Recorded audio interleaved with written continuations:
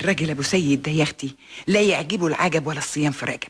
الراجل يا حبيبتي الشهر اللي فات لاني نزلت جبت خزين البيت بتاع الشهر كله، قال لي والله يا بنبع عين العقل، الست العاقله هي اللي بتجيب خزينها من اول الشهر في حدود ميزانيتها، وبالشكل ده ما تشيلش هم حاجه ابدا طول الشهر.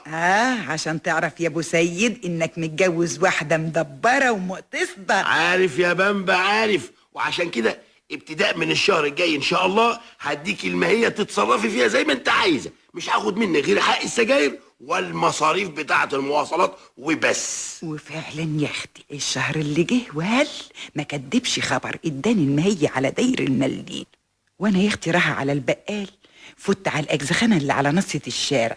ما انت عارفان دلوقتي خلاص ما بقتش استعقد في الوصفات البلدي، وبقيت اعرف قيمه الادويه والدكاتره بعد ما سمعت يا اختي كلامهم